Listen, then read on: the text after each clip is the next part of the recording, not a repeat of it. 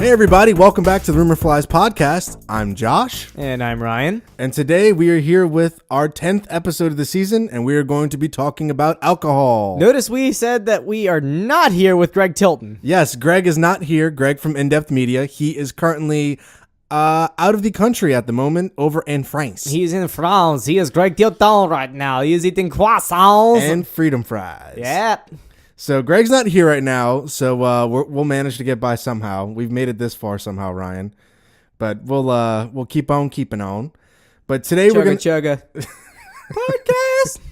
So we're gonna start this podcast off like we normally do with some plugs, and we got one today. And Ryan, I believe you're gonna take care of that for us. Yeah. So this one's a 2-inch diameter with a tapered. We're not talking about you plugging guys, Ryan. Okay, I thought we were still running with that joke.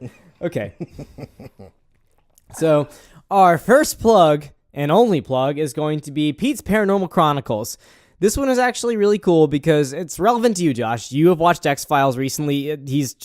You're recent on the train. You've been a few months in, right? Yeah, I'm almost done. The end is nigh. Okay. So imagine if it was the X-Files, but Fox Mulder was replaced with, I don't know, Secret Agent Squirrel or something like that. Like, oh God. It's pretty awesome. Like, it's kind of a comedic anthology of this 90s paranormal investigator going through all of his different cases with his partner. And it is kind of a Mulder and Scully back and forth, I guess. It's mostly from the view of Pete. But it is really funny. I like it a whole lot. It's got some charm to it. And the humor, it's right up my alley to the point where I really feel like a lot of people need to warm up to it for the most part. Okay. But it's genuinely good. It's charming. That's the best word for this podcast. It's charming. And so it like takes place in like the 90s or something, right? Yeah. Yeah. So Pete's Paranormal Chronicles. If you want to check that out, we'll have it in our show notes. But like every other podcast we plug, since we're part of the Dark Myths Collective, which you can find Pete's Paranormal Chronicles and everything else, us and a whole bunch of other great podcasts at darkmyths.org. Mm-hmm. And we also have a Facebook group too. So if you want to keep up with any new episodes from Dark Myths, follow them on Facebook. And generally, the Dark Lord, Jordan Harbour, gave us permission to just, post our new episodes anytime we want to. So it's just kind of a bullhorn for us. Nice. Okay. Not us, everybody. Oh, yeah. So before we get into the episode too much, we're going to get into a bit of housekeeping. Since Ryan has no problem calling me out of my bullshit, I'm going to do the same to him. Oh, okay. Ryan decided to make up 2 words in the last couple episodes. One of them was botchered. Ryan, you want to explain what botchered is? Okay. I'm not sure if I clarified on this one. I've been trying to catch myself as I've been saying these words, but I know for a fact that I was split between saying butchered and botched, so I just said botchered. They had a baby? Personally, I like that word. I might keep saying it anyway. Botchered? You got what it was at first, okay? You knew exactly what I was thinking when you heard it. You knew what I meant when I said defaced, but you still called me out on it. Okay, fair enough. And the other one was mammillary? I know I call myself out on that one. I had no idea what that word meant, so. I said afterwards, I was like... You did. I was like, mammary. Oh, I just made up that word, penalty shot. Which, by the way, we still really need to do. Yeah, we need to record that. We'll get to that. We'll get to that soon, but more on that and other things later on in the podcast. We'll get to that. So we're going to start this podcast off like we have. It's been a reoccurring theme with our caveat for the episode. Yeah. In case you haven't read the f***ing title, we're doing a drinking episode. We drank a lot. And we're still drinking right now. We always drink on the podcast. Spoiler alert. Don't say that. No. For those of you who don't know, there is a beer or two consumed during the hours of these recordings. This is the one time where it's okay for us to do this because we're talking about this particular thing. Now, with all that being said, we basically just want to say, don't drink and drive. Don't make stupid decisions. Don't binge drink, to the point where you make yourself sick. Everybody wants to have a good time, but just don't put yourself in any situation where you can harm yourself or harm others around you. Boiled down, drink responsibly. And if we have any younger listeners who are below drinking age in your particular region, if you're drinking underage, then you're not drinking responsibly. Yes. I can't say what the law is. I do think it's a little bit messed up that you can hold a gun and serve in the military and die for them, but not drink a beer. But once again, the law is the law, so drink responsibly. Exactly. So just make smart decisions. We're not going to harp on this too much, but don't be an idiot. Don't be That's the most political we're going to get for the entire episode. Yeah. I promise. Like I've said before in the last episode, I believe it was the last episode. Like I've said before, don't let a couple fucking idiots with a podcast tell you how to live your life. Yeah. Or just don't blame us for the consequences. Oh, exactly. So in addition to this episode, though, we are going to have, I don't want to call it supplement, but it's complimentary, right? Yeah. Complimentary. Complimentary. I'll give you a pass on that one. Complimentary. Complimentary. Guardian Leviosa. It's Leviosa, not Leviosa. Leviosa, So we have a complimentary episode, basically. I mean, it's not going to be with this, but it's basically an episode in itself. We did a video supplement of everything that we did pertaining to the drinking parts of this episode. Just about. Yeah, and it's going to be on our YouTube page, which we'll also have in the show notes for you guys to check out. See, we tried to do all of these, but we lost a few people for the actual testing phase of this. Right. And one of them, our producer, said we couldn't do it. And by producers, Greg said, don't do that while you're drunk. Yes. So, which we'll break down that more. But basically what we did was we got a bunch of our friends and we invited them over to come drink for free, which they all, hastily agreed to come drink our booze. And we tried to group everybody up by similar heights and weights and by similar sex, because that also does pertain, it influences the results right. in the situation. Your biological gender does determine how alcohol is processed through the body. So we did our best effort to make sure that everybody was matched up as similarly as possible. And all but one instance, everybody was the same sex, but that one instance didn't really matter. Exactly, yeah. Exactly. And we also bought a breathalyzer. We made sure to test everyone before we started drinking. Right. And then test them after we started drinking. We made this as close to a controlled scientific environment as possible, except, we have limited resources. Exactly. And what we did was we gave everybody 1.8 ounces. Was that what we determined? Yes, we did the calculations. Everybody that was doing a comparison test drank the exact same amount of alcohol across the board, which I think boiled down to about 1.8 ounces of alcohol. Right. It was 3 drinks over the span of 30 minutes. And then we waited 20 minutes after that to do the breathalyzer as per the breathalyzer instructions. First time I've ever read instructions. Yes. But we kept a tight, I kept a tight schedule for everybody to make sure that when those 30 minutes were up, those drinks were done. Josh was like the drunk aunt that just wanted to watch her stories, so they let the kids run free, but as soon as it's her time to leave for them to go to bed, she made sure that they were going to fucking bed. Like, every 5 minutes, like, we were playing a few drinking games, and I think there's going to be some in the video, depending on how Greg cuts this, of just, you'll see us playing a bunch of drinking games, and you'll see Josh and his partner, Casey, sitting on the couch watching ESPN the entire time, just like, kids, stop yelling. Well, I mean, I want to make sure that we kept to a strict schedule and we got everything done that we needed to in the time allotted. So we don't have time to pee at Waffle House. So we need to make it to Disney for 9 a.m. I've been there before. So I believe that about wraps up everything coming into this episode. So I think we'll just jump off here at this point. Yeah, let's go. All right. So the first thing that I went into is something that I know I've heard a bunch, and it is, if you don't want to have as bad of a hangover, stick to clear liquor, because darker liquor will give you a much worse hangover and you'll feel terrible the next day. Have you ever heard that, Ryan? Yes, particularly the mixing part. Like, just don't mix them. Well, I've just heard in general, like, if you would rather just feel better the next day, stick to like vodka or gin or something that's clear. But the darker the alcohol, the worse you'll feel the next day. That's going a bit further than what I even thought. But yeah, that makes sense. That's what I kind of based it off of, and it's kind of actually true to a certain extent. I mean, being whiskey drinkers like we normally do. Not on the podcast, but we forgot to. So the drink of the night is the cold toddy, which we just invented. Oh yeah, Ryan's masterful invention. So you take your bottom tier whiskey, then you mix it with soda, lemon juice, and sweet and low, and you have yourself a bastardized version of the hottie toddy. It's like just yelling "kill me" at the same time as you're drinking it. So. But I like it. It's enjoyable. It's a nice little summer mix on a winter drink. Yeah, I like it. I'll give you that. It's enjoyable. It's my second one, so. But there we go. So, but I guess the layman's term of it, can I give you the, I guess, idea of what I think from this myth, my explanation? Sure, go ahead. Not even doing the research of it. Let's see what we can do. So fermentation, pretty much, the reason why I think that this is bullshit in the first place is because I make honey wine pretty regularly for the most part. So for those of you who don't know, fermentation is the process when you take sugar and turn it into alcohol. Yes. Just so wanna any clear that up. substrate, fruit, or any carbohydrate, most carbohydrates, you can generally make booze out of it if you really try. Well, think of taking grapes and turning it into wine. Yeah, you get your little bacterial slaves, and they go ahead, being yeast, and they go ahead and take the carbohydrates and they turn it into alcohol for you. Then they die, and then you enjoy what they died for. It's pretty tragic when you think of it that way. I just got sad about drinking this.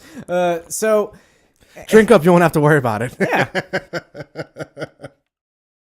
So anyway, fermentation is generally the process of making the alcohol. Then for most liquors, you go through a distillation process. It's kind of like you make the general water and carbohydrate mixture. It gets turned into alcohol, and then you take that relatively pure alcohol, cut it with water, because almost every liquor, when it comes to vodka, whiskey, I'm not sure about tequila, so I can't speak on that one, but at least those two, I know I have a good sample size. I'm going to go ahead and throw rum in there too. Why but not? You have pretty much Everclear. Then you add, and depending on whatever you're using, for like whiskey, they use a different substrate, and for vodka, you use a different substrate, and same for rum. I think it's, rye, then potatoes. I'm just going to say that because it's Russian, and sorry, Chris Stops, one of the guys from Dark Myths. Anyway, and then rum would be cane sugar. You take those, and once they ferment, you pretty much just have the same type of thing. Straight alcohol with maybe a little bit of flavor from what they were fermented from. Afterwards, you cut it with water to your desired ABV, which is percent alcohol by volume. We're going to get to that later. It's important. Once you do that, you put it in barrels or whatever other thing you're going to put in to age, and the aging process is what really gives those things flavor. Whiskey in particular. We have a whiskey company now in Louisiana called Louisiana Lightning, and all they're selling right now is something called white whiskey. And that is pretty much unaged whiskey. Now, what you do is generally you have to wait about 5 years until you get a good whiskey that you can sell. And most places start by selling white whiskeys because, well, it's a product they can actually start pushing once they get their license. And this is long-winded, but what I'm getting at is the only real difference between light and dark to me is The just barrels? the flavors Yeah. that the barrels or whatever you are aging them gives the actual liquors. So ideally, there wouldn't be much difference between what you're drinking, and that's why I think this is bullshit. Okay. I appreciate the wrap up. You're actually going to be surprised by this. So during that whole process, so I looked at a study because finding the science behind this was kind of hard to do. And I looked high and low, and I found one particular study, which is kind of anecdotal, but I feel like it was very relevant to what I was diving into. And it perfectly summarized everything I was looking for. Hey, you got what you get. Yeah, exactly. And so bourbon, okay, so when you ferment something, let me start off there. When you ferment something, there's something called congeners in it, okay? And basically what those are... Cogeners or congeners? Congeners. Okay. What those basically are, they're the things that contain the toxic effects, which basically get you drunk after you ferment something. So it's basically the alcohol in it, okay? Mm-hmm. Bourbon has 37 times more congeners than vodka does. Okay, so you're saying that, once again, vodka is not something that you exactly age because it's...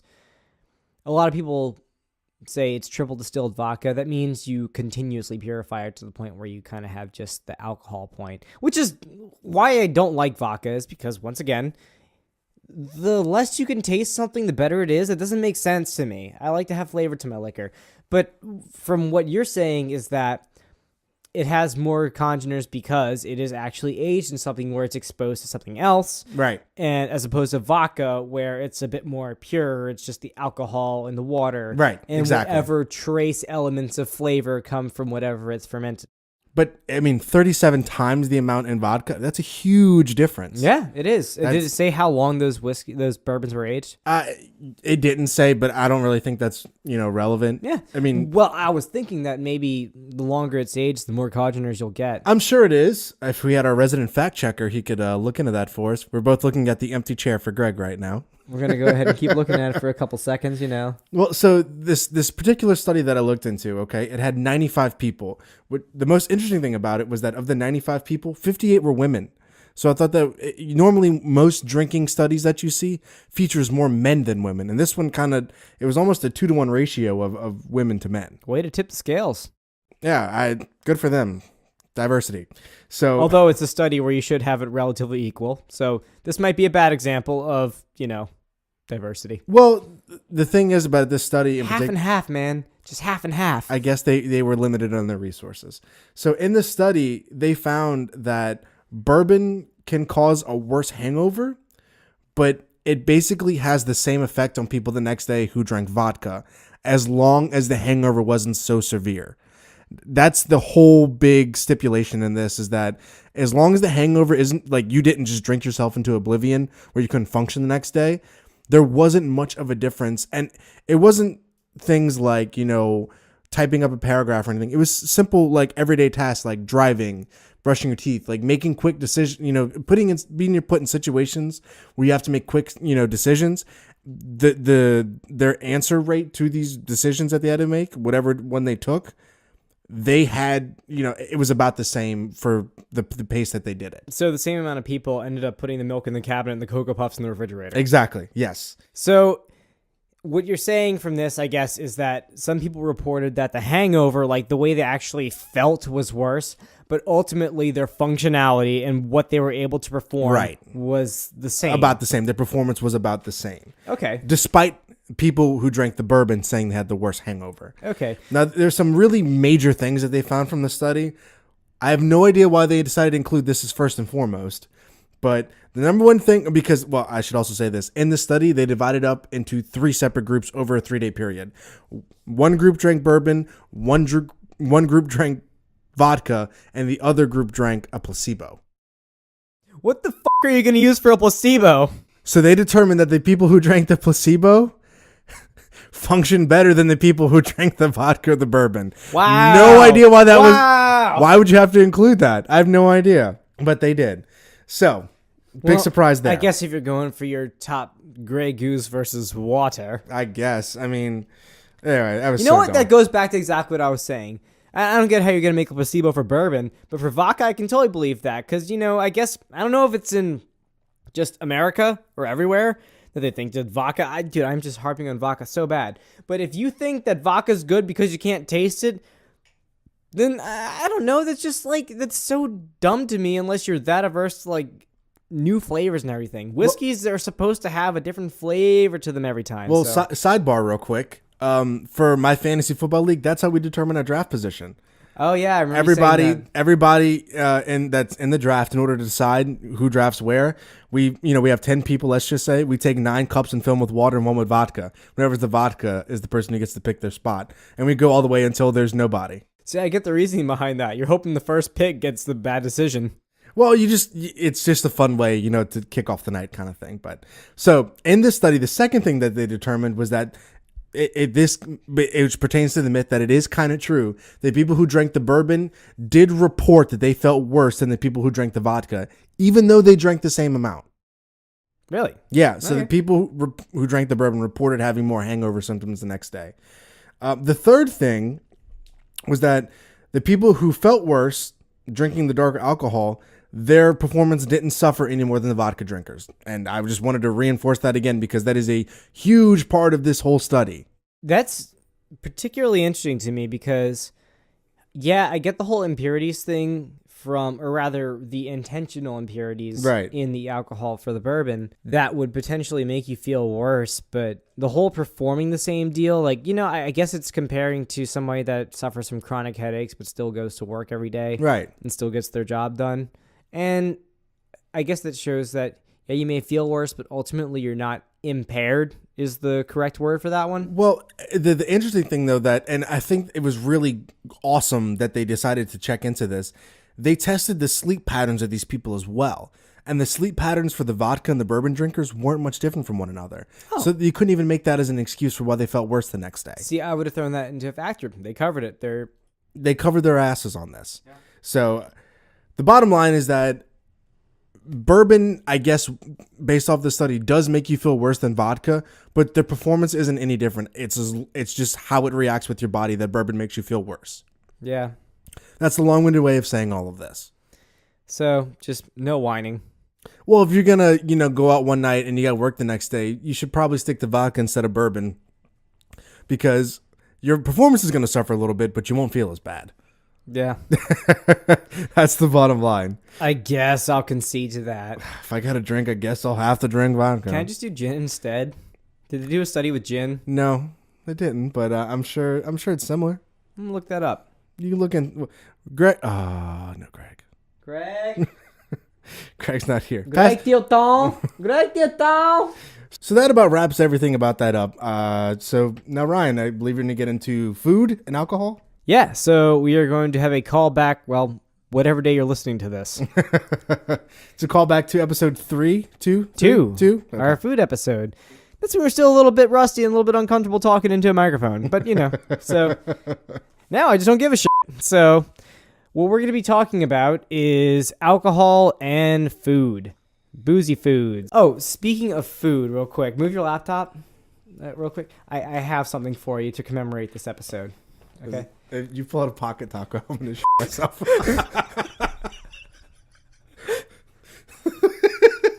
Ryan, in fact, just handed me a Paco. It's a little keychain Paco with the mustache and eyes on it. It's got googly eyes. That's fucking awesome. I'm going to wear this like a badge of honor. Exactly. We got matching ones too, and I even got one for Greg, and he doesn't even know about it yet. Oh, it's going to be awesome. I can't wait for that. Thank you, Ryan. That is so sweet of you. No problem. Friendship. There you go, rumor flies. The gift of the gift of friendship, all in one. Pacos. Pacos for everyone. So, if you want a Paco, just write a letter to Greg Tilton at rumorflies@gmail.com. Oh my God. Okay. Sorry. Continue. So, alcoholic foods. Now, this is the one out of everything that we did for all of our video supplement where we mixed V and Joey, and V's a girl and Joey's a guy. So this is where the gender didn't actually play into it. Yes, and the little backstory about this is that we actually had, we're totally calling out Joey for this one. Joey's a piece of shit. Yeah. We love you, Joey, but you're a piece of shit for this one. So we made sure to breathalyze everybody before we started the actual experiments that we were doing. And everybody registered at 0 except for our good old boy, Joey. Because he decided that having a beer after work was more important than the podcast. Yeah. Or the video cast, whatever you call that. Whatever. Yeah. So, anyway. Fuck you, Joey. Joey blew a .03. Yeah, 0.03 and change. When we first tested. So, Joey, you are going to the punishment ring, and you're going to have to do our boozy foods bit, which isn't even that bad of a punishment anyway. This is actually going to be a nice little, this is going to be the majority of our video segment. If anything, I think it might be a separate segment at this point. Let us know when you listen to it. Yep. Josh and I decided to make a little bit of a creative recipe. A bastardized funnel cake is the way I describe it. Yeah, I just like to call it pancake shots. Yeah. So what we did is we made a rice cooker pancake, which, by the way, you can make pancakes by using them in a rice cooker. All you have to do is just throw the entire batch of whatever mix you're using into the rice cooker with all the other ingredients, and then just put on the white rice setting, and then you have this nice pancake bun afterwards. And they have a brown rice setting? They do. They have a brown rice setting. I don't know what the difference is, but I just put on white rice, and it mine worked. Doesn't. That's weird. Yeah, so you oil it up. I just have that, more professional rice cooker than you. I guess. I need to get, the giant, 3-gallon rice cooker that you see at, sushi restaurants. That'd be awesome. But, so we made the pancake in the rice cooker. We had this nice giant bun. We cut it up into square slices. After that, we soaked it in the equivalent of 1.8 ounces alcohol content of Crown Royal Maple mixed with some Aunt Jemima's. It was more than 1.8 ounces. Just the amount of alcohol in that Crown Royal ended up being 1.8. Right. After we soaked it in that, we rebattered it and deep fried it. And then Josh used his expert, master chef dusting technique. I guess he worked at a beignet shop at some point. To sprinkle some powdered sugar over it and make it look even better than it actually tasted. I'm a Food Network connoisseur, Ryan. No, yeah. Paula Deen would have had a heart attack, and that's saying a lot right there. All the butter. No butter was involved this time, but, That's true. That's a good point. So this ended up being a large portion. Like that 1.8, the amount of pancake that we had to soak in Crown Royal maple and Aunt Jemima's was considerable. We had a giant bowl of it, and we weren't expecting anybody to be able to eat this amount of the food in 30 minutes. That was that was not expected. So we put 2 people on it, and we saw if they would register it all in the breathalyzer after they ate it. And the result was pretty much disappointing. Well, it's not that it was disappointing. It was just everything that we learned in episode 2 with food, cooking, and alcohol. It surprised us to what they blew. Yeah, so what we talked about was, say, in a Bananas Foster, which is just, once again, for anybody that didn't listen the first time, it's a flambéed type of recipe where you cook banana and rum and various other spices and put it on top of ice cream afterwards. And with a flambeing technique, you generally retain about 75% of the alcohol that was in the original mixture. And then as time goes on for other cooking methods, like as you are cooking with alcohol, the more time you have the alcohol in heat, the less you'll have retained. But it's still there. So for us, I guess the wall that we hit with this was that the amount that you had to eat was ridiculous in order to register on the breathalyzer. I mean, V was still at 0.00 afterwards, and Joey had less of an alcohol registration than beforehand. Yeah, it almost was cut in half. And for the record, 0.03 is a lot for one beer, Joey. Especially if you had it right after work. We know what time you came over. Oh, he was over 4 times the legal limit, and after he ate it, was only about half. No, he wasn't. 0.08 is the legal limit in America, and he was at 0.03. Oh, it's 0.03, yeah. It was still low, but keep in mind that for all of our tests, none of us, spoiler alert, none of us blew over the legal limit. We had some that were close. Yeah. But none that actually blew over. We made sure after the video supplement and all the recording to blow over the legal limit. We kept testing afterwards. She'd be like, am I too drunk to drive yet? Am I too drunk to drive? For the record, we have extra place for people to crash here and everything. Everybody, we have the caveat. It's fine. Yeah, we have the caveat. We don't need to talk about it. Right. But everybody did responsibly. Yes, some people got above the limit, but we made sure they were below before they started driving again. So anyway, that was an interesting result. That was our first kind of hiccup in, I guess, some of the research that we did from the get-go. And yeah. It was surprising because we expected them to blow, maybe not like, significantly higher, but the fact that it didn't even register was very surprising. Yeah, and the fact that Joey was lower afterwards. Yeah, that was the other thing. So I guess it was kind of good in hindsight that Joey decided he was an asshole and decided to drink his beer before he came here. Yeah, it ended up working out for you. You're welcome. Thank you, Joey. Thanks. Thank you, Joey. Listen to Joey. That shit's dope. I'm telling you. So anyway, I guess we can go ahead and move on from that one. That one we were just like shamed by our last subject. I still stand by the whole alcoholic foods thing. If you eat enough of it, you can get drunk. I think that's very clear. Well, next time maybe we'll go ahead and make something like, pasta and vodka sauce and hope that they can eat a lot of it, Well, I mean, that's like everything in moderation is key. So I guess as long as you don't overdo it with, being a gluttonous, piece of shit, I'm sure it's fine. But what I guess I'll move on to my topic, actually, that's in the video supplement, is beer before liquor or liquor before beer. And everybody knows the age-old saying, beer before liquor, you'll never be sicker. Liquor before beer, you're in the clear. Which is also part of the problem of the research that I found, was that people were having a hard time differentiating which was the correct way of the saying to go, which was totally stupid because you want the more potent thing, which is liquor before beer, but that's just me. Yeah. But the thing that I found was that it had more to do with your metabolism than anything else, to be honest with you. It was actually compared in one article that I read that starting off with liquor then switching to beer is like being a heroin addict, because you're a bit drastic, but right. Okay. Yeah, it was a big leap and bound there, but drastic. I said I'm gonna say drastic straightforward, but it almost like I said giraffe stick. Giraffe sticks. A giraffe stick. You want That's giraffe stick. That sounds like something like a little candy you get at the zoo or something. All right, if you look over to our lefts, we got the goats, and on the rights, we got the giraffe stick. Make sure to get your giraffe sticks before you leave. $2.50. So, so what they basically matches well with Paco's. Oh Jesus! The big thing that they say is like since liquor has more of a higher alcohol content than beer does, that starting off with something more potent and stronger in alcohol content is like being a heroin addict, and you're like slowly weaning yourself off by switching to beer. So beer is like the methadone of the frat world. Yeah, we'll go with that. Okay. Yeah, that sounds right. So one big thing is that some people are able to switch back and forth between with no problem. It honestly just depends on the person, which I'll get to in a minute.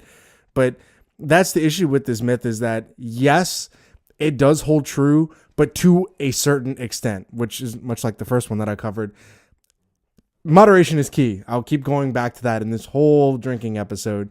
But if you're going to have like 6 shots of Jack Daniels and then have like 4 or 5 beers afterwards, you're probably not going to be feeling too good then, later on in the night. You'll be feeling good when you first do it. But later on in the night, yeah, you're probably not going to feel too hot. But the other way around, if you do like 5 or 6 beers, then 6 shots of Jack Daniels, you're still probably not going to feel that great, even though it was the other way around. It's just all about the alcohol content that you consume over a given period of time. Right.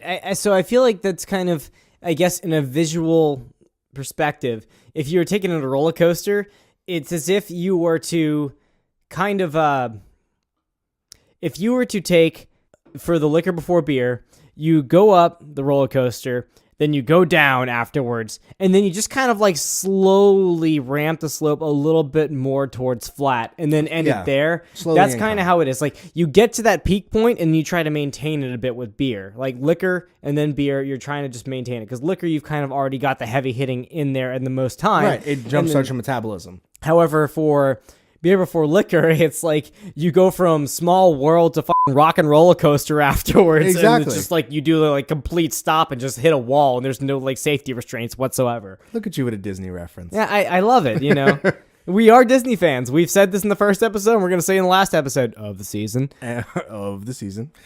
So like I said before, the interesting thing is that it depends on the individual because of their genetics. And one thing that I found is that some people have no issue digesting alcohol because of their parents. And if your father or I inherited this from you, Dad. Exactly, yeah. So if your parents, drank before they had you, and then, you were conceived, I'll let your mom or dad give you that talk. But your genetics will dictate your tolerance level to alcohol. And I won't get into, too much about, being drunk or anything like that. So we talked about before and after. You didn't talk about middle. That's just fetal alcohol syndrome. Well, any expecting people, do not drink while you are pregnant, or else your kids will not be able to tolerate alcohol. They will just be addicted to it and probably have a cleft lip at some point. Okay, we'll go with that. Have you ever looked at people on Facebook that like post their babies?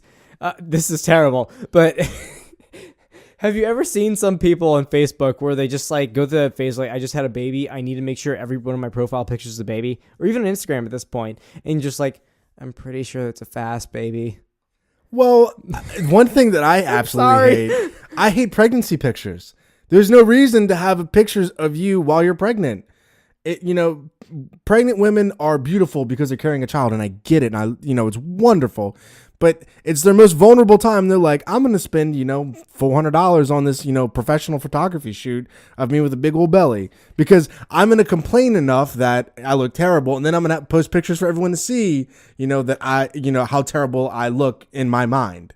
I don't know. And also like the ultrasounds too. It's not okay to post a picture of a regular person under an ultrasound. So why would it be for like a baby person? They just look like potato demons. Like it's just not natural. And I am pissing off so many people at this point, but I'm sorry. Nobody. Oh man, Greg needs to be here for this one right here. That's what happens when you're not here, Greg. I already started with this.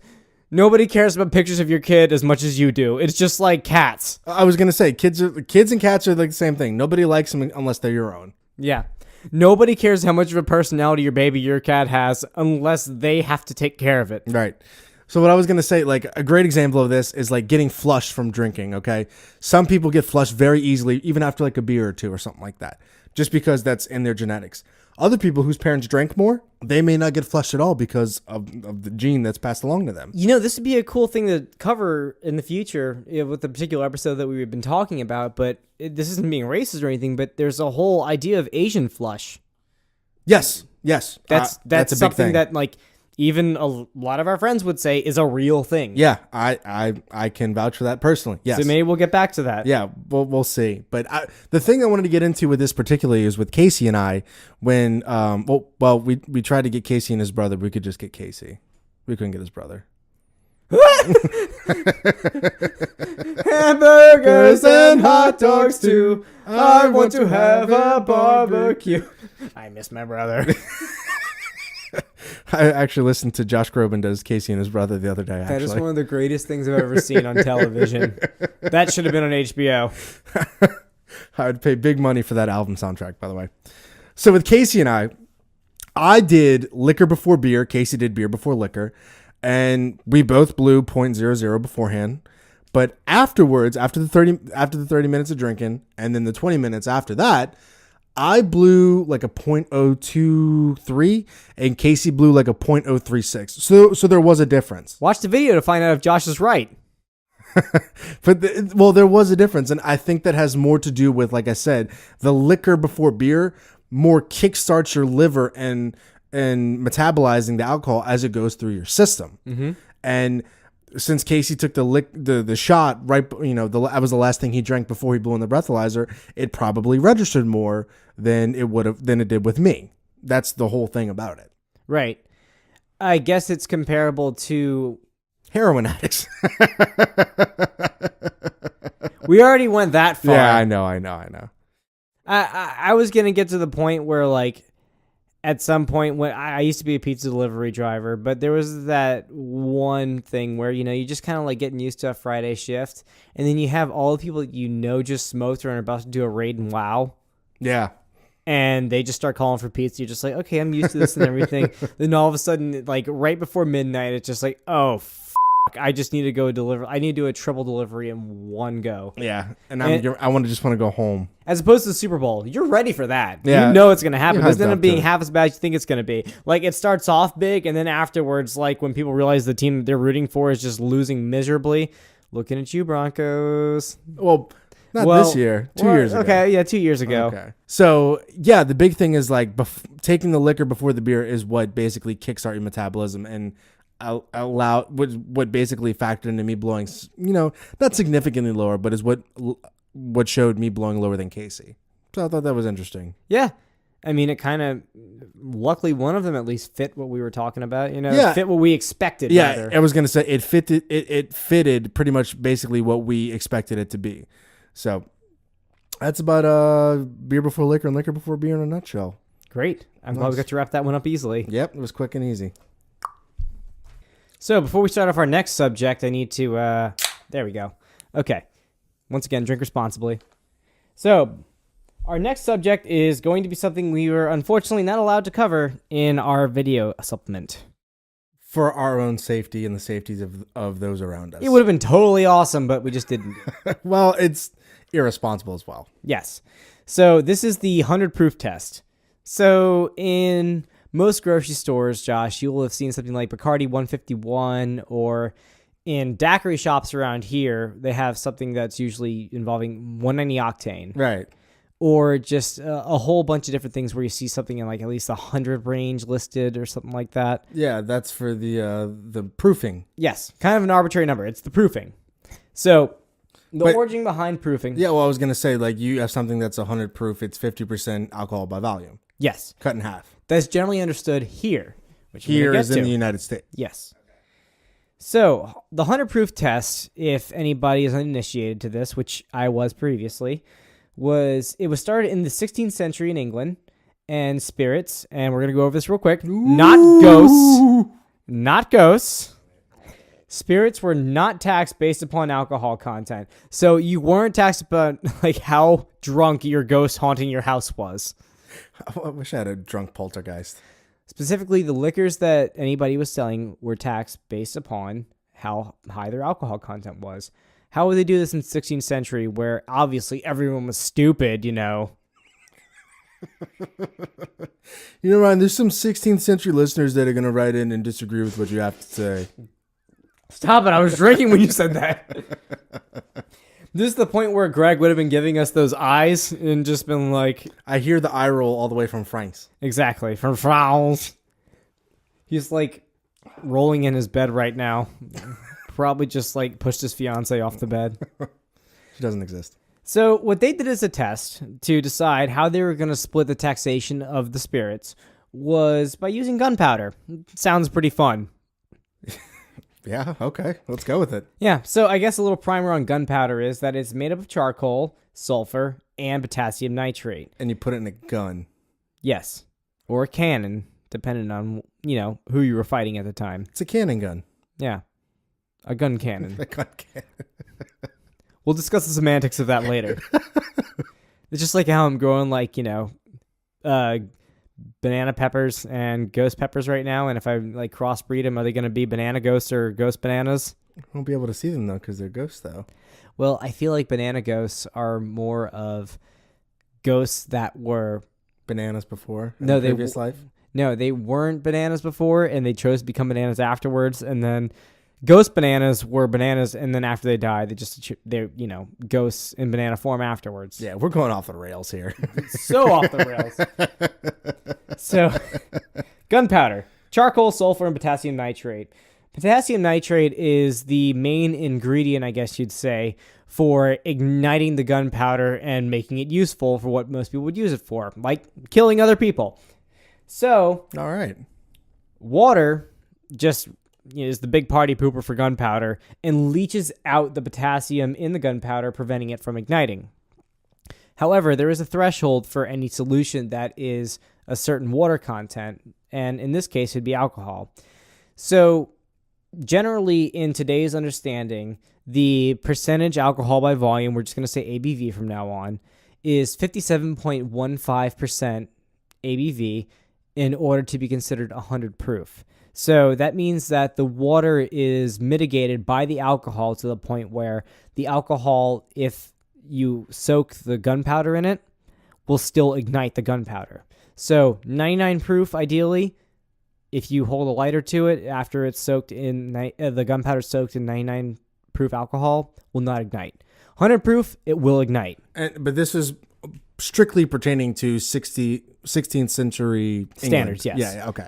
This is what we're going by because, right. There was that threshold at that point. Right. And today we understand it as being 57.15%. Right. So if it ignited, you would be taxed higher. If it didn't ignite, you'd be taxed lower. Or potentially just be a fraud. Who knows? Okay. So there's also that whole deal, which there's just kind of like two tax brackets at that point. It didn't really get much past that. So we were wondering if this still holds to today. And more or less, yes, it does.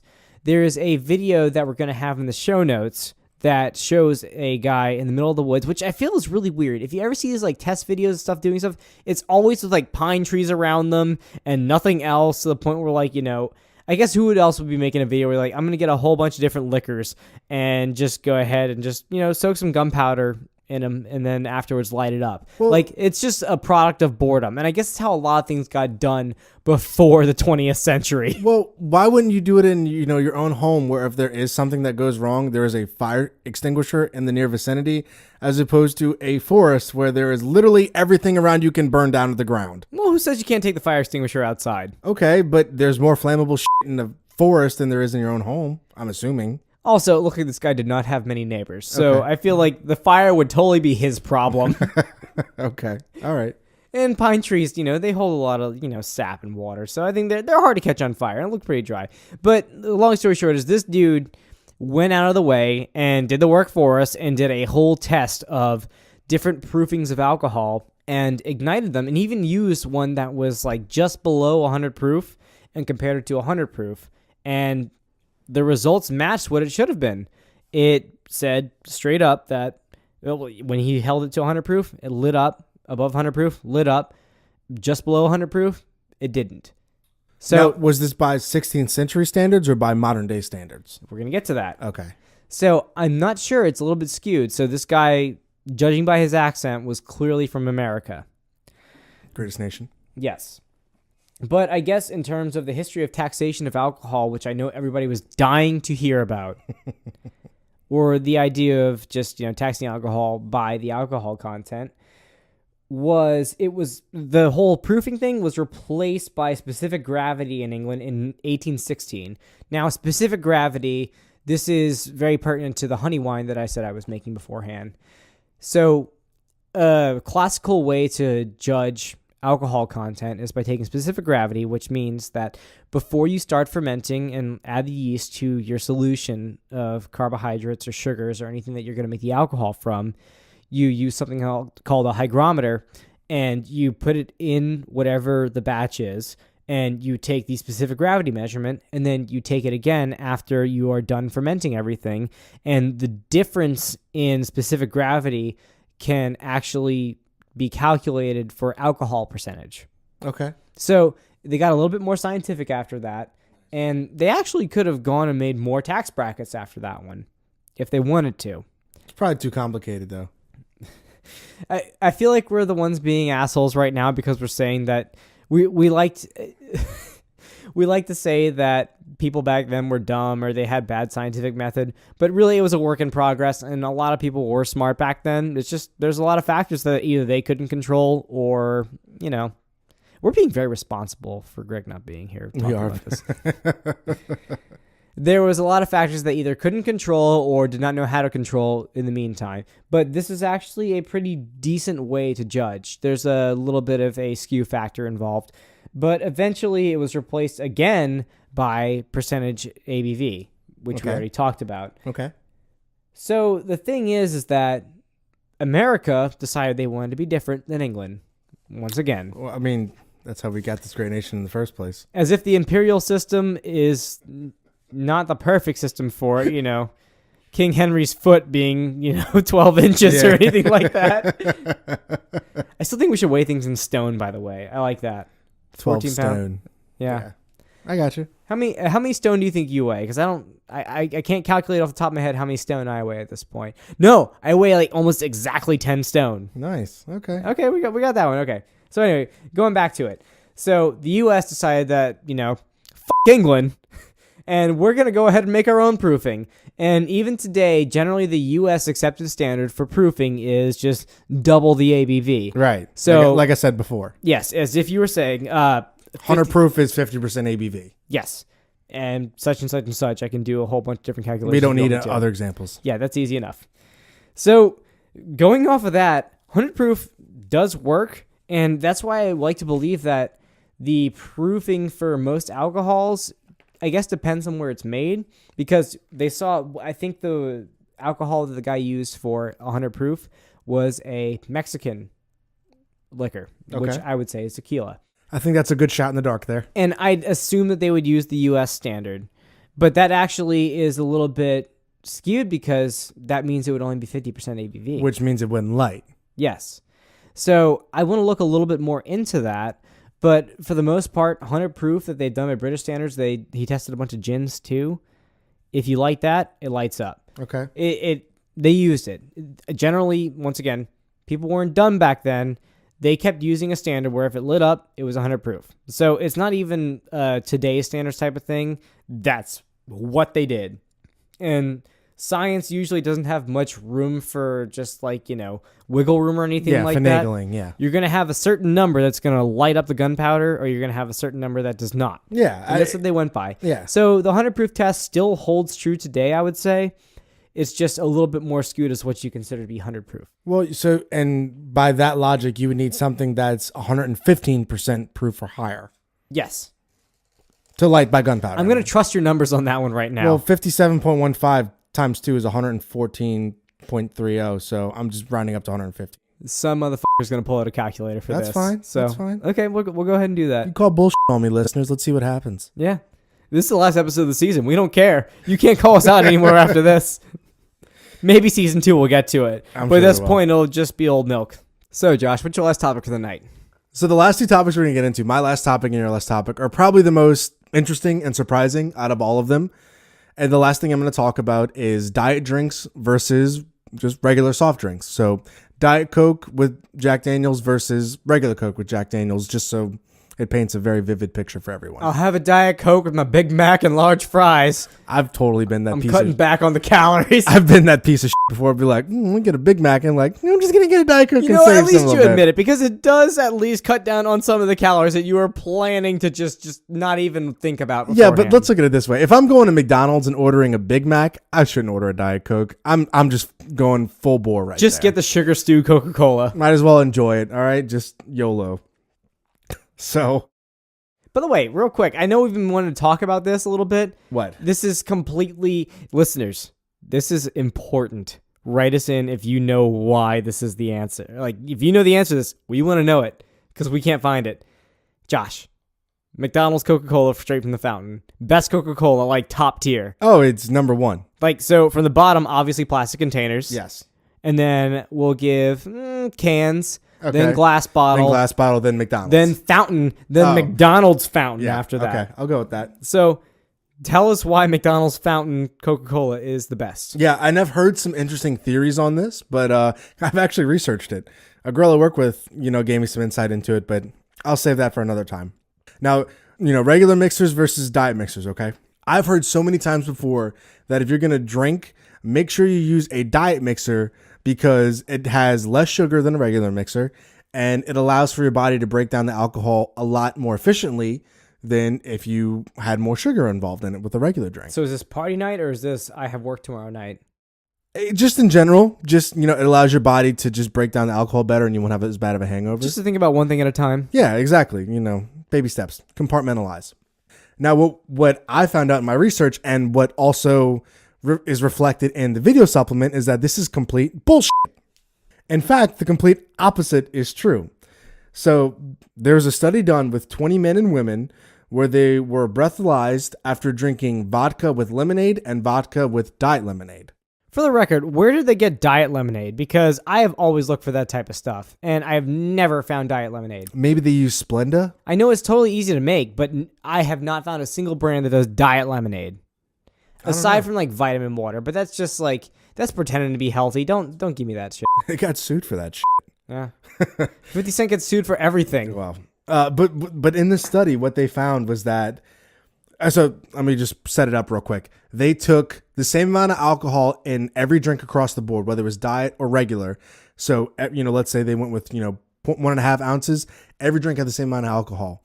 But what they found was that people who had the diet lemonade blew a higher BAC than people who had the regular lemonade mixed with the vodka. Oh, okay. So, And the same holds true because our buddy Greg over in France and Nick, they did diet versus regular, and Nick blew significantly higher.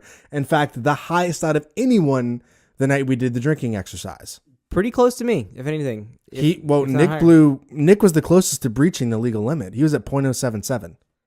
Oh, yeah, because we're talking about depending on... Right. It was Depending on my next... I blew two different things, but we'll get into that. well, yeah. We'll get to that later. But So I guess the layman's interpretation of that would just be, I don't know, like...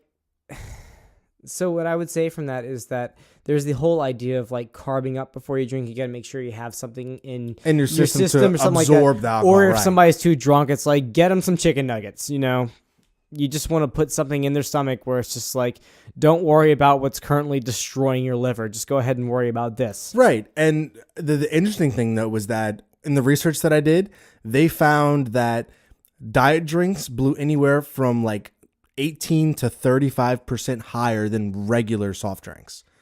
Okay. So I mean, that's a huge jump. I guess that makes sense because artificial sweeteners generally just get passed straight through your system. They're not registered as regular sugars. So therefore, if they're just going straight through and they just get like the Disney Fast Pass, once again, Disney reference, I guess, at that point, Nice. Straight to the toilet, the rest of the sugar has to wait in line and then has to like get stuck in there with the rest of the alcohol. So it kind of bottlenecks stuff to the point where it's getting processed. So with that idea, the only thing that's really getting passed through your system and is getting, into you at that time is the liver's just taking on all the alcohol with the artificial sweetener. So therefore, you could potentially get drunk faster and heavier than you would with something like general carbohydrates or sugars. And I guess I haven't really elaborated on this. All sugars are carbohydrates. So when I say that, it's kind of interchangeable. So that's talking about, fried foods, breads, pastas, or just, straight cane sugar, so something like that. Glucose. Yeah. I know that word. Or galactose. Or sucralose. No, not sucralose. That's an artificial one. I was going to say that's not real. I knew that. I just call myself out. But the interesting thing that I found is that not only did people who drank the diet drinks, whether it's diet lemonade or diet whatever bullshit they're drinking. I like how they didn't just pick Diet Coke and regular Coke. Right. I felt like, and they picked something particularly, sugary with lemonade. Yeah.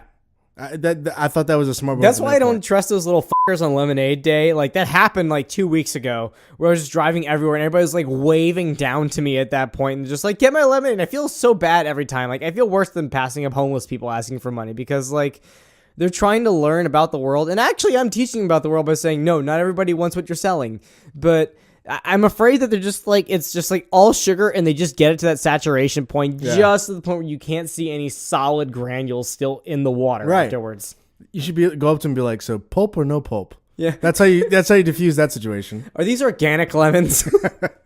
But what I was saying was the really like interesting thing about this is that people who were given diet drinks as opposed to regular drinks, they said they felt fine, but they would have blown over the legal limit most of the time in these studies that I read. Meanwhile, people who drank the regular drinks wouldn't have. So they felt fine, but they were actually more inebriated than they specifically thought. So I guess it's like almost like the cocaine effect or something where like... Yeah. With the people that did the sodas, it's kind of like, I guess, the sugar rush and sugar crash effect or something like that. Man, you were just like blasting that. That's done. It's got to go away somewhere. I'm not going downstairs to get you another beer, man. That's fine. You're done. That's fine.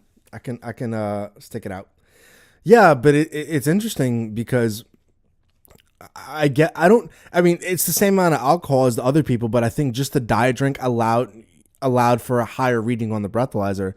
And I think that, I guess it has more to do with the body breaking down the individual components, like you said, with the artificial sweeteners. Yeah, it's more of a thing where it's like, wait your turn type of deal, as opposed to, well, I got nothing else to do, so the liver's just going to go like alcohol straight to the brain. Well, the last thing that I'm going to mention, it's a little sidebar, but I thought it was really interesting to note, was that there was a study done at the Northern Kentucky University with that there was definitely a correlation between people who use diet mixers and blacking out.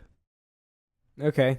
That makes a lot of sense to me just from what we said. I was going to say, based off of what I said, everything that I talked about, it makes total sense. But if you didn't hear any of this, you would not believe it whatsoever, because you would think that with less sugar in it, that it'd be able to process it. But yeah, more people who drink diet drinks have a tendency to black out. But I guess it's because their body just doesn't register and they just keep plowing through it. Or maybe most diet drinkers are alcoholics. I don't know. So seeing all the cougars that are drinking the Skinny Girl margaritas and stuff are more likely to black out afterwards, make a whole bunch of poor decisions on Amazon Instant Buy, Smoking their Virginia Slims. I know somebody that still smokes Virginia Slims, and I was like, I thought that was genuinely, kind of ousted at this point. But no, you can still get Virginia Slims and stuff. I didn't know that was a thing. Just like Lucky Strikes. No filter, man. Lucky Strikes will be here forever. Yeah. But I guess it's one of those things where, and that sounded sexist, just me talking about the Skinny Girls, but like, that's an actual brand, but honestly, it's unsafe because it's going to like get you blacked out faster, if anything. That's exactly it preys on the image that it's better for you, but it's actually not. Yeah. So maybe you should take the sugar with it if you're going to be doing that, Well, yeah. That's what I basically learned from this, is that, you might as well just give it to your body all at once as opposed to just doing the diet drinks. Don't tell me you're not going to go get Taco Bell at 3 a.m. anyway. Don't worry about the diet drinks. Exactly. If you want to get Taco Bell at 3 a.m., it doesn't matter what you drink, you're going to get Taco Bell. I mean, this is from a guy that drinks tequila, soda, and lime on the reg. Yeah. But at the same time, I know anything that I eat while I am drinking is probably not going to be the most beneficial for my physical fitness. Well, I think this actually makes for a really good jumping off point and a transition into probably the most debated thing we've ever talked about on this podcast. Yeah, so I guess we're going to get to this. The thing about this is it really gets to an ethical and moral dilemma for us individually, because we never want to do anything that would compromise the safety of anyone, listeners or just anyone in general.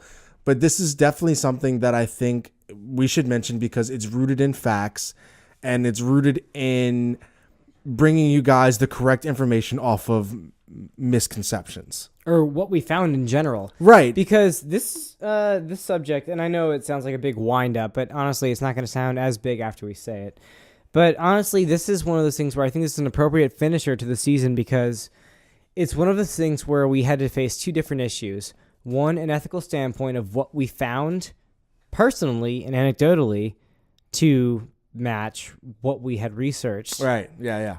And also what we had gone through in terms of our deeper research to, well, I guess I want to say the generally understood consensus about things. Yeah, that's a good way to put it. Yeah. What we researched and what we found anecdotally disagrees with what we generally have read or believed. Yeah. On the surface. Right. Exactly. Yeah. So what we're going to talk about is breathalyzer tests. So we bought a breathalyzer and we figured one of the more interesting subjects to take care of would be how can you trick it? Especially with certain situations where obviously if you are pulled over for drunk driving, this is a very bad start off to things, but this is what people do. This is what people have tried. Yeah, we basically approached it from, because most breathalyzer tricks aren't going to come from anybody who's sitting at home and not worried about, drinking and driving or anything like that. It's people who've been put in that situation, have had a last ditch, effort to somehow blow lower than the legal limit. But I mean, I'll get into that in a moment. But yeah, it's something that we thought was interesting, and it's something that we've heard a lot individually, and we decided to, put it to the test and see what happened. Yeah. So the two things that we tried were the penny versus charcoal. Yeah, putting the penny under the tongue and putting charcoal under the tongue as well. Or just in the mouth in general. Yeah. So I guess before that, we'll get to the fun stuff. Because we have some fun bits in this, aside from the controversial. And we'll get to previous attempts through history to try to trick a breathalyzer. So before even talking about how a breathalyzer works, we'll get to the people that in a pinch had to try to trick one when they were pulled over drunk. So in 1985, a 28-year-old man was pulled over on suspicion of driving drunk. And when the policeman showed up to his car and went to go ask him what was going on, he saw the guy taking bits of his, the clothes around his nether regions and shoving them in his mouth. The motherfucker was eating his underwear to try to trick the breathalyzer. Did he Zoolander it, where he was able to finagle it and pull it out through his crotch hole? From what I understand, he was cutting pieces of his underwear out and then putting it in his mouth. Oh, so not only was he drunk, he was operating a knife. Yeah, he at least had a knife. Unless he's got really sharp nails, he had a knife and he was eating his fucking underwear. Nice. Well, given the first instance, somebody has to beat him. In 2005, a 59-year-old man was pulled over and actually brought to the drunk tank. And when they finally went to breathalyze him, guess what he tried to put in his mouth in order to trick the breathalyzer? Well, if he had to one-up the underwear guy, I can only imagine. Well, it was feces. Yeah, shit. Yeah, he was straight up shit mouth. This guy decided to, I don't know if he straight up pulled down trow and then in his hand and then put it in his mouth, or he just literally his underwear became the wastebasket and he just pulled the nuggets out and put it straight in his mouth afterwards. This is graphic. Damn, we should have put a warning on this. But no, either way, he managed to shovel his own shit in his mouth and then try to beat a breathalyzer on it. I guess he could have been arrested for having a potty mouth.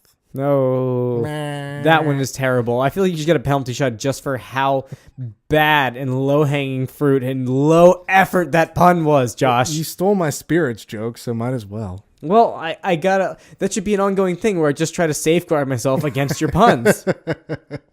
But then that would be like 20 minutes of caveats afterwards. Exactly. Only in 2000 did anyone try to do the actual penny trick where they went to go pull over somebody, and when they got to the car, they saw somebody sucking on a handful of Lincolns.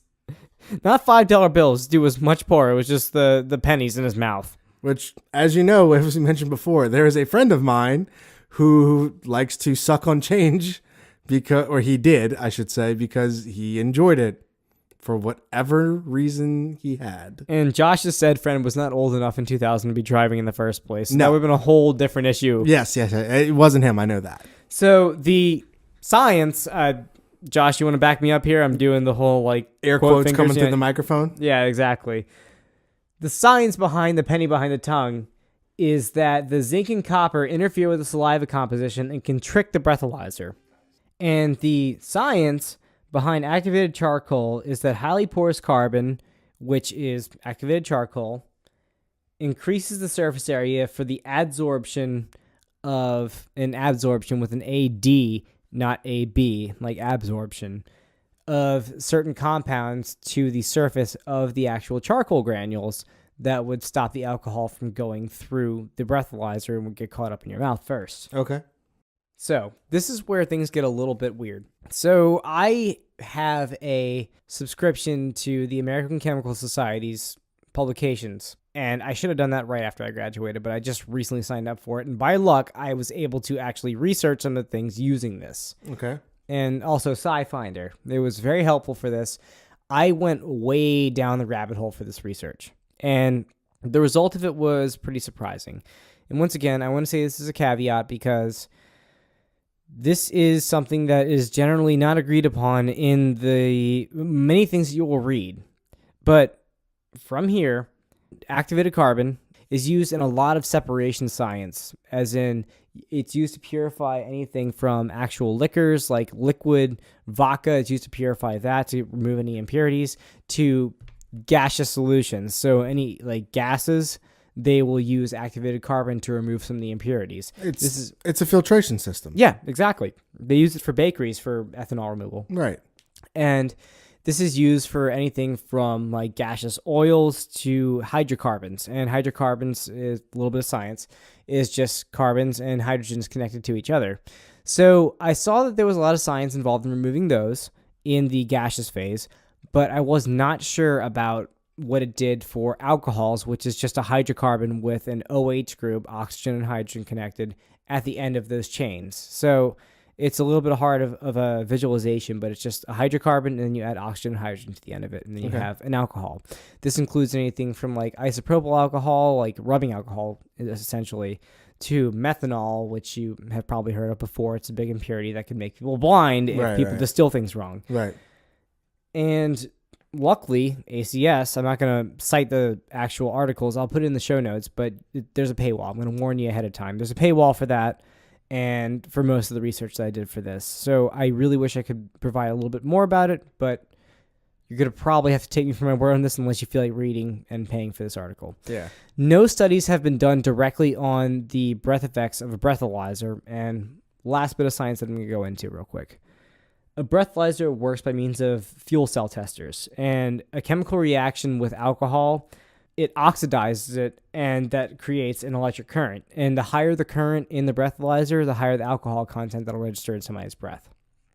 Okay. So that's where the reading comes from. yes, taking that all into account, the amount of like air that you blow through the breathalyzer will take that alcohol and create an electric current. So if you have activated carbon in your mouth, ideally that this will absorb the alcohol and stop as much of an electric current going through the breathalyzer and register lower. So to kind of bring this all up, when you and Alex drank, Alex put the penny under his tongue and it didn't really have an effect. Not much of a difference. So that's the actual difference between the two of us testing, is that we took the initial testing before we drank, then after, and then afterward we actually did the test involved. Right, a third So time. we had 3 different testings for that. Right. Alex's didn't change with the penny under his tongue. No. It was essentially the same. Mine was significant. Yours was significant, like 0.02 plus. Yes. And that can make a difference between, all right, you're good to go, just drive home safely, or we're going to have to bring you to jail. Yeah. It really can be. Yeah.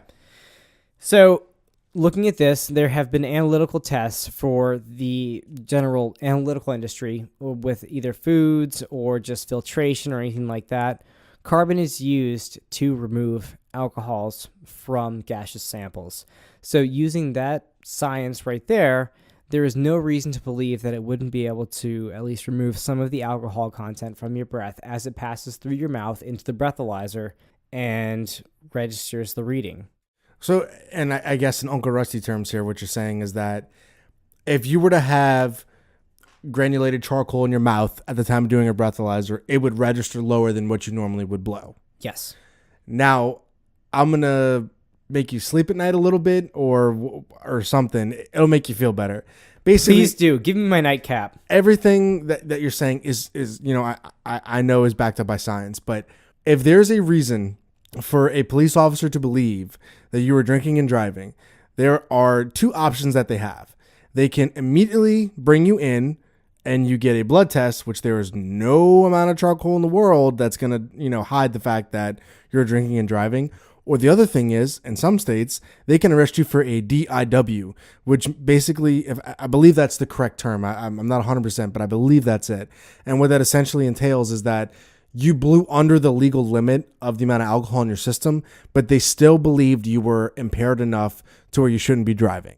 Reasonable cause trumps all, I guess. Exactly. That's exactly it. Yes. And, you can say that's shitty in most circumstances, but honestly, that means that it doesn't matter if what we found is different from the generally accepted, understanding of Right. Yeah. what these breathalyzer tricks will do. Nobody is going to see a completely blacked out mouth and say, oh, okay, they're good to go. Yeah. They still have reasonable suspicion to bring you in.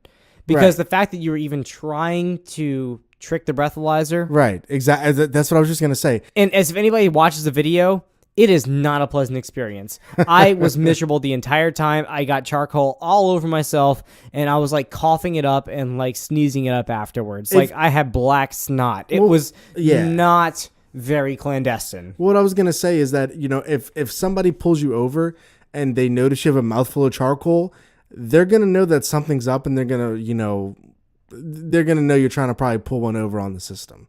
Yeah. So, I mean, just the way you combat that is just don't drink and drive. Just the way how we tell you to use your best judgment, cops are advised to use their best judgment. It's kind of their job. Exactly. Yeah. So I think that about, kind of wraps everything up. Is there anything else you want to add? Well, yeah, I think that covers everything. So just to kind of wrap everything up and put a nice bow on it, we had a really hard time, discussing everything about the breathalyzer tests and whether or not to include it and how much detail to get into it. But I thought it was very relevant, and so did Ryan. And, I hope you guys just don't see it as we're just giving you ways to trick a breathalyzer or anything like that. No, because you can still get pulled over pretty easily. Right. And brought to jail pretty easily. And convicted pretty easily.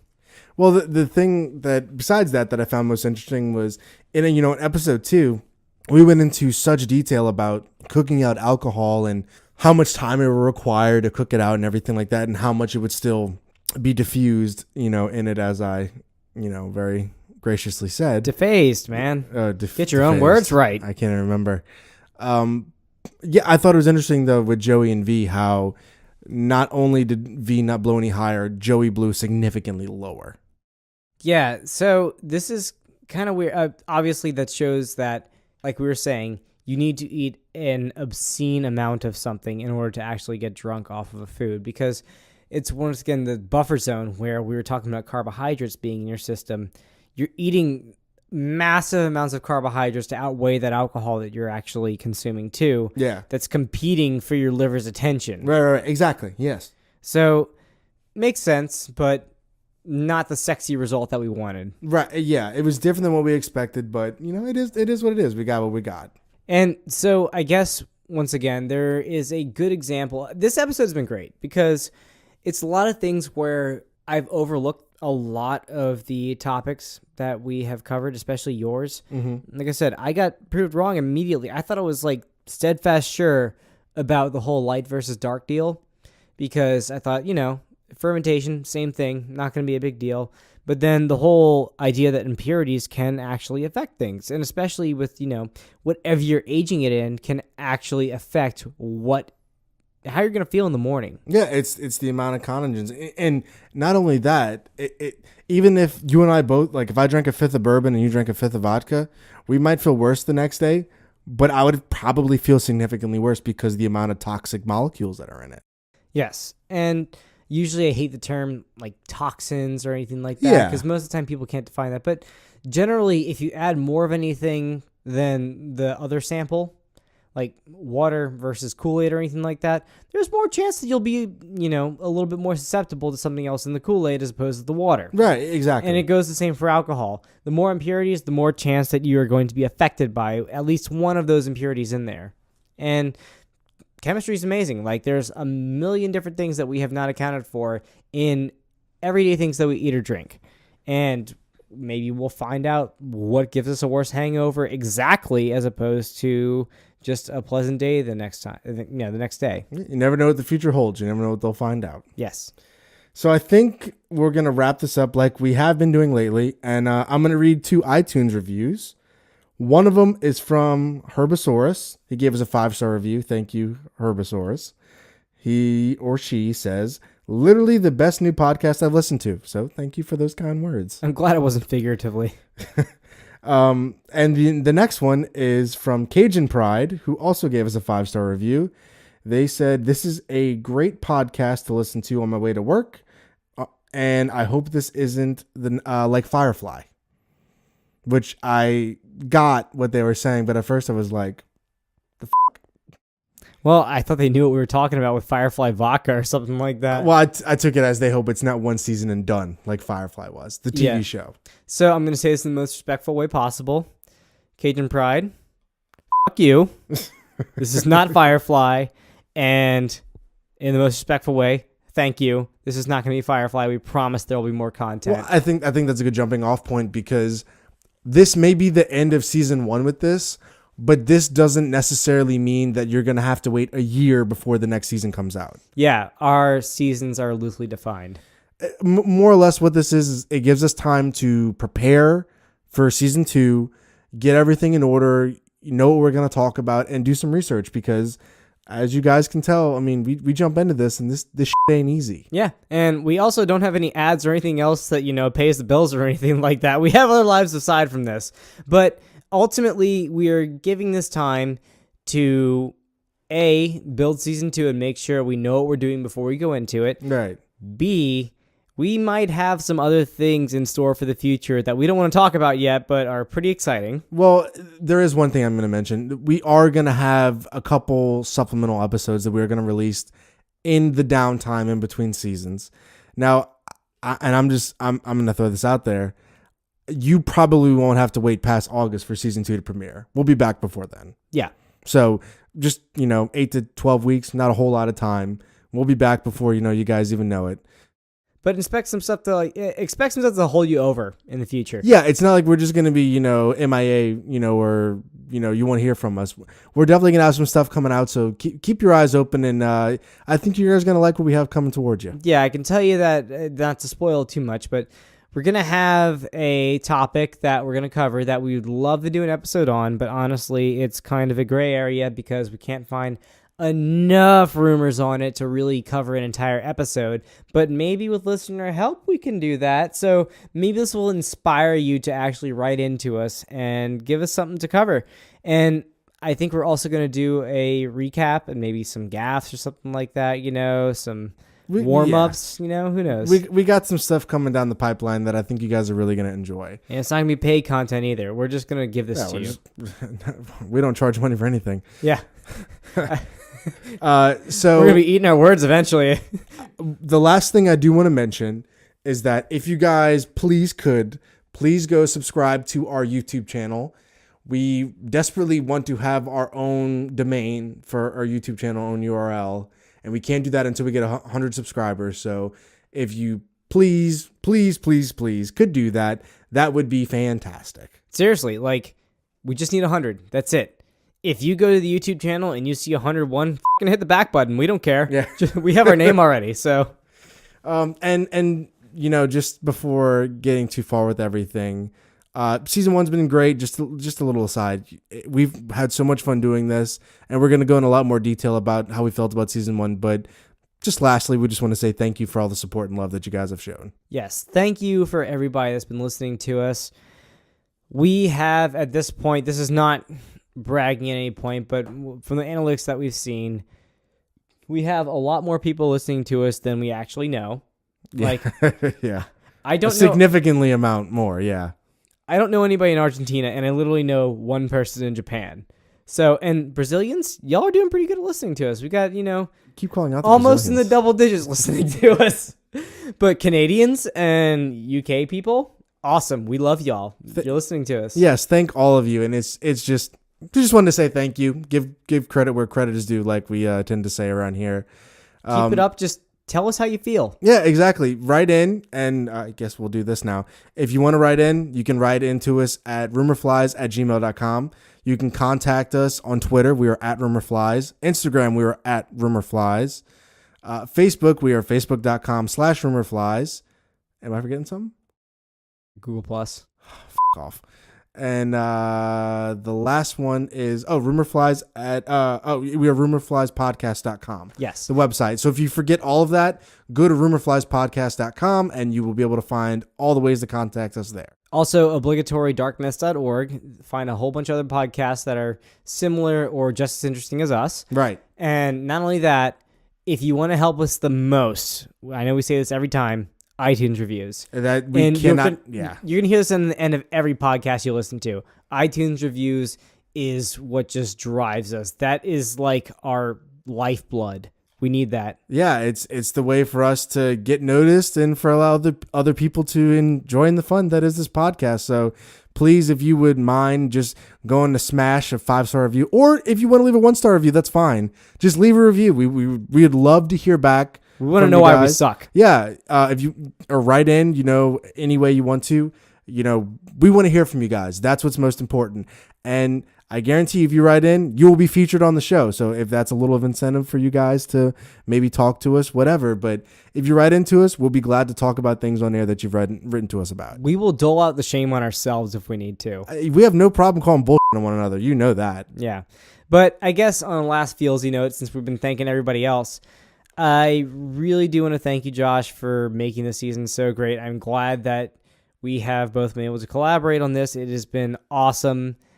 I absolutely love this, and it's something I want to keep on going with. And we want to thank Greg, too, but that little fucker's in France. He's not here right now, so f*** you, Greg. Yeah. But we'll have more stuff coming to you guys soon. Don't worry. Just keep your eyes open, and, feel free to talk to us, whatever. So just thanks again for everything, and, we appreciate it. So as always, I'm Josh. I'm Ryan. And we'll see you guys soon. Talk to you later. Bye. Bye. This season's closing song is I'm Like a Chocoholic, But for Booze by the New Orleans band Joystick.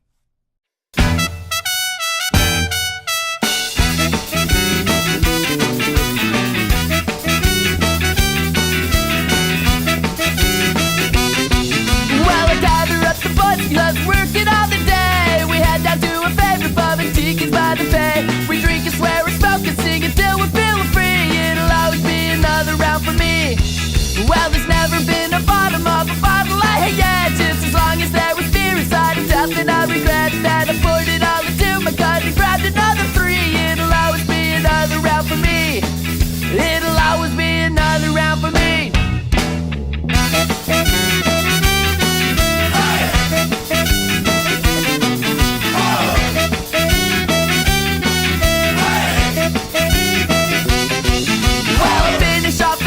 Just before we hit the bar, because my meager pension doesn't get me very far. The night is still so young, my friends, and so as you will see, it'll always be another round for me. Won't you take me to the magic place, the most wonderful town? It's the city by the river where the bars never shut down. Well, the sun goes down, the sun comes up, and you know where I'll be. It'll always be another round for me. It'll always be another round for me. Raise them in the air, raise them in the air, raise them in the air and sing.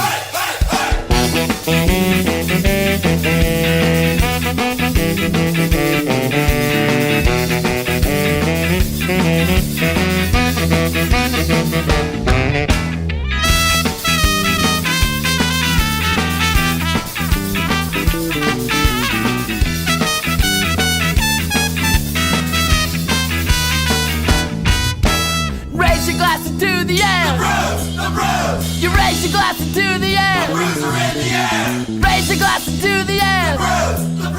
A glass of booze is raised up in the air. Raise your glass into the air. You raise your glass into the air. Raise your glass into the air. A glass of booze is raised up in the air. I said a glass of booze is raised up in the air.